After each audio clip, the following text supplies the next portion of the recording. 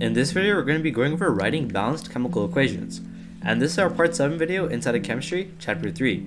So we're going to be going over a few different steps that can help us to actually write a balanced equation, and basically every single time you use these steps, it's always going to help you to create a perfectly balanced equation.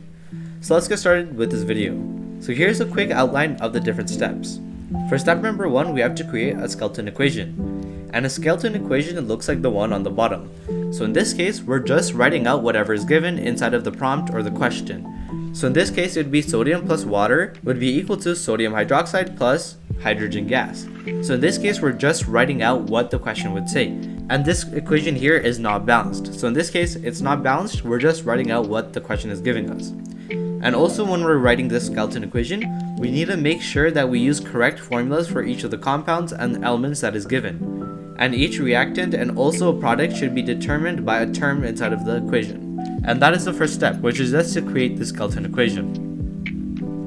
For step number 2, this is where we actually start the balancing. So this is where we look for an unbalanced atom or polyatomic ion that appears just once on each side of the equation. And then we have to add balancing coefficients to these terms afterwards. And then we also leave elements that appear more than 2 places in the equation until later. For example, if we were to see hydrogen gas multiple times in the equation on either the reactant or product side, then we'd leave that later and just do the ones that appear once. And furthermore, inside of step number 2, which is balancing, we need to pick another unbalanced element that appears just once on each side, and then we have to adjust the coefficient such that the term previously that we covered also remains balanced. And then we keep repeating for any other element that appears just once on both sides. And then we also need to balance any remaining unbalanced elements or ions using fractional coefficients if necessary. And then also we can clear all the fractional coefficients by multiplying the whole equation by the same factor. And then the resulting coefficient should be the smallest whole number possible. And then for step number 3, we need to check it. So to check the equation, we just need to make a table, and then we need to see the atoms on elements of each side.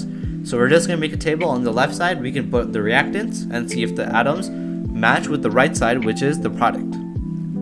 So now since we know the different steps, let's actually try this out with our actual practice problem. So for the example, write a balanced chemical equation to represent the following word equation. So here, for step number 1, we have to write the skeleton equation. So for this, we have sodium plus water is equal to sodium hydroxide plus hydrogen gas. So in order to create the skeleton equation, all we need to do is just write it out with the correct formulas. So for the skeleton equation, we'll just write sodium. So sodium plus water would be equal to sodium hydroxide plus hydrogen gas.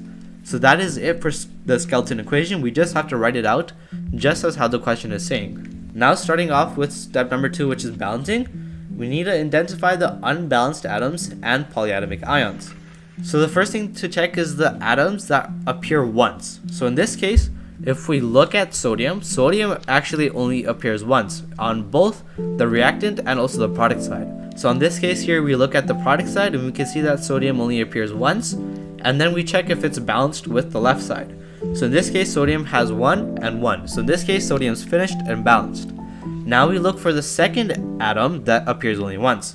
And in this case, it would be oxygen. So if we see here on the left side, oxygen only appears once, and on the right side, oxygen only appears once. And in this case, oxygen has only 1, so there's 1 atom of oxygen, so that means that is also balanced. And now what we need to do is look for hydrogen. So hydrogen in this case has 2 different, so in this case, that's why we left it out for the last. So since everything else is balanced, now we were to look at hydrogen. So basically, since we have identified everything, the only atoms that do not balance on each side of the skeleton equation are the hydrogen atoms. And we saw that the sodium atoms, they do balance out. We saw that the oxygen balance out. And now all we need to do is just fix out the hydrogen. So furthermore, step number 2, since the atoms of all the other elements are balanced, begin to balance the equation by changing the coefficient in front of H2O to 2. So now we need to balance out this hydrogen. So here we can see on the right side, there's 3 hydrogen atoms in total. And on the left side, there's only 2. So in order to do this, what we're going to do is add a coefficient of 2 in front of water. So it's going to look like this once we've added a 2. It's going to look like 2 waters. So now since we have 2 waters, in total we have 4 hydrogens. So since 2 times 2, we get 4. And on this case, we only have 3. So since we have H2 and H, that's 3. So what we're going to do is we're going to add a coefficient in front of NaOH. So in this case, now we have 4 hydrogens and 4 hydrogens. So now hydrogen is fully balanced. So now basically, as we said, there are 4 hydrogen atoms on the reactant side, and we balance the hydrogen atoms by changing the coefficient in front of the sodium hydroxide to 2, and now the hydrogen atoms are balanced. So in this case, hydrogen is balanced. So now what happens is that the sodium is unbalanced. So since we have 2 here in front of the sodium, that makes 2 sodium atoms, and on the left side we only have 1. So in order to balance this out, all we need to do is add a coefficient of 2 in front of the sodium. So since there are 2 sodium atoms on the product side, but only 1 on the reactant side, we just need to balance it out by placing a coefficient of 2 in front of sodium on the reactant side. So it's going to look like this now. So 2 sodium, and then here we have 2 sodiums. If we look at hydrogen, we have 4 in total on the right side, and we have 4 total on the left side. And for oxygen, we also have 2 on both sides. So this 2 coefficient applies to oxygen 2. So there's 2 oxygens here and 2 oxygens there. So this is our fully balanced equation. So since we fully balanced it, now we need to do step number 3, which is to check it.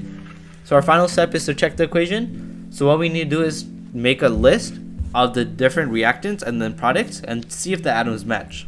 So here on the reactants we have 2 sodium atoms, on the products we have 2 sodium atoms. On the reactants we have 2 oxygen atoms and 2 oxygen atoms on the product side as well. And then on the reactant we also have 4 hydrogen atoms, and on products we also have 4 hydrogen atoms. So in this case, both reactants and products match in terms of the atoms, so that means we balanced it properly. So that summarizes everything for this video on how to balance equations. So thank you so much for watching from Try to Be Useful, and we'll see you in our next chemistry video.